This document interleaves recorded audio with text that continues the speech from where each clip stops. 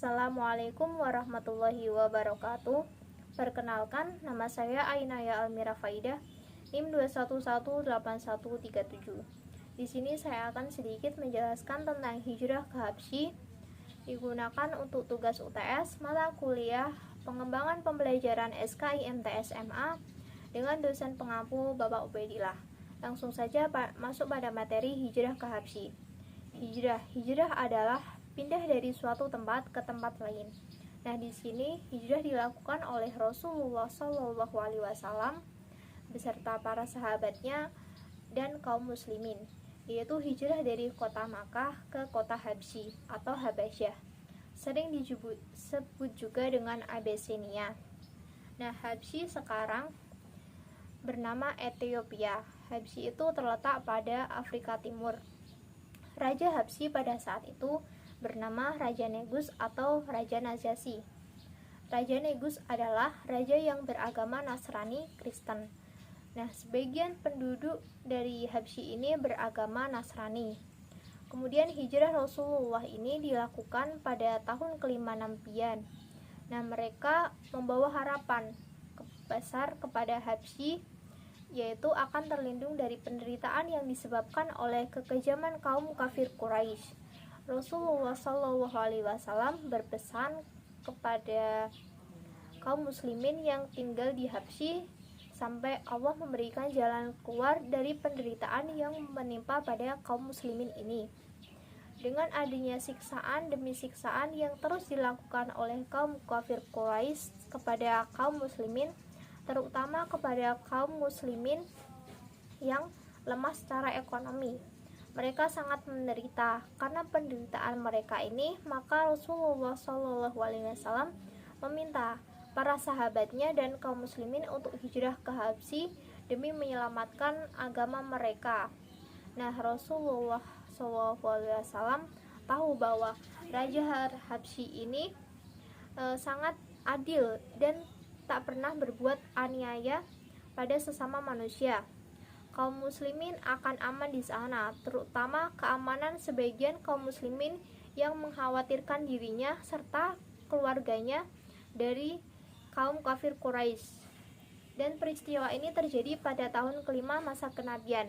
Nah, hijrah ke Habsyi ini dilakukan oleh kaum muslimin ada 2 gelombang. Gelombang yang pertama itu terdiri dari kurang lebih 10 orang laki-laki dan 4 orang perempuan. Kemudian pada ke-5 bulan ke-7 kenabian dilanjutkan dengan hijrah yang kedua dengan keseluruhan yang hijrah itu ada 83 laki-laki dan 18 orang perempuan. Di antara mereka itu ada Utsman bin Affan beserta istrinya, kemudian Ruqayyah binti Muhammad, ada Zubair bin Awam, kemudian Abdurrahman bin Auf, Ja'far bin Abu Thalib yang sebagai pemimpin dari rombongan mereka, kemudian dan lain-lain. Rombongan ini mendapat sambutan yang baik dan penghormatan dari Raja Najasyi. Namun kaum Quraisy ini tetap berusaha untuk merusak kedudukan kaum muslimin di Habsyi. Mereka mengirimkan utusan, yaitu Abdullah bin Abi Robah dan Amr bin As, serta mereka juga memberikan hadiah kepada Raja Habsyi dan memintanya agar Raja Habsyi ini menyerahkan kaum muslimin kepada kaum Quraisy. Mereka juga mengatakan kepada Raja Habsyi bahwa kaum muslimin ini menjelek-menjelekkan Isa dan ibundanya. Tak kala itu Raja Habsyi menanyakan kepada kaum muslimin. Kemudian kaum muslimin pun menjawab dengan pandangan Islam tentang Isa dan ibundanya dengan sebenar-benarnya. Maka Raja Habsyi ini tidak percaya dengan kaum Quraisy dan Raja Habsyi mengamankan kaum muslimin dan menolak untuk menyerahkan kaum muslimin kepada kaum Quraisy. Nah, usaha kaum Quraisy tidak hanya itu saja. Kemudian kaum Quraisy juga melakukan pemboikotan atau pengucilan terhadap kaum muslimin dari pergaulan masyarakat Mekah. Nah, pemboikotan tersebut digantungkan pada dinding Ka'bah yang berisi sebagai berikut. Yang pertama itu, tidak boleh melakukan jual beli kepada Bani Hashim, Bani Muthalib, dan umat Islam.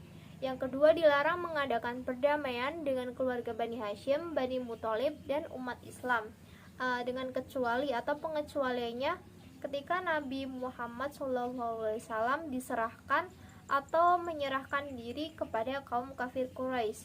Kemudian yang ketiga itu dilarang berbicara dan mengunjungi orang yang sakit dari keluarga Bani Hashim, Bani Muthalib, dan kaum muslimin. Kemudian yang keempat, dilarang mengadakan pernikahan dengan keluarga Bani Hashim, Bani Muthalib, serta umat Islam. Nah, pemboikotan yang kelima itu ada pemukiman umat Islam dikucilkan di bagian utara kota Makkah dan dijaga ketat oleh kaum kafir Quraisy. Nah, sehingga kaum muslimin ini tidak bisa berhubungan dengan masyarakat Makkah maupun dengan masyarakat di luar Makkah. Nah, adapun sebab-sebab kaum muslimin ini hijrah ke Habsyi, yaitu Nabi Muhammad SAW tidak tahan menyaksikan penderitaan yang dialami oleh kaum muslimin dan para sahabatnya. Karena kekejaman kaum kafir Quraisy itu, Rasulullah menghendaki agar kaum muslimin hijrah dari kota Makkah ke kota Habsyi. Rasulullah SAW khawatir kaum kafir Quraisy akan semakin kejam, menyiksa dan menganiaya para sahabat. Kemudian penghinaan dan penganiayaan yang dilakukan oleh kaum Quraisy tidak saja ditujukan kepada pengikutnya Nabi Muhammad SAW, tetapi juga ditujukan kepada para sahabat yang terkemuka dan dulunya itu sangat dihormati dan memiliki pengaruh besar di kalangan kaum kafir Quraisy. Mereka kaum kafir Quraisy itu melakukan penganiayaan terhadap kaum muslimin dengan melempar batu, melempar kotoran hewan, bahkan ada yang melempar dengan kotoran manusia. Kemudian beberapa sahabat ini tetap minta kepada Rasulullah agar diizinkan tetap bertahan di Makkah. Namun mereka rela ikhlas menerima perlakuan orang kafir yang kejam itu. Mereka berjanji akan tetap mempertahankan akidah Islam yang sudah tertanam dalam hatinya, walaupun harus mengorbankan nyawanya. Nah, beberapa sahabat yang lain juga ada yang mengusulkan kekejaman kaum kafir Quraisy ini dibalas juga dengan kekejaman. Namun Rasulullah menasihati mereka, yaitu sesungguhnya Allah bersama orang-orang yang sabar. Beliau juga menjelaskan dalam ajaran Islam tidak ada balas dendam. Begitu pula bersabar bukan berarti menerima saja tanpa berusaha. Nah, untuk itu jalan yang terbaik untuk menghindari dari kekejaman kaum kafir Quraisy yaitu dengan cara hijrah. Para sahabat pun siap meninggalkan kota Makkah. Di antara sahabat yang terkemuka seperti Utsman bin Affan dan Ja'far bin Abu Thalib, mereka diperintahkan untuk menyertai kaum muslimin hijrah. Sedangkan Rasulullah SAW tetap tinggal di Makkah.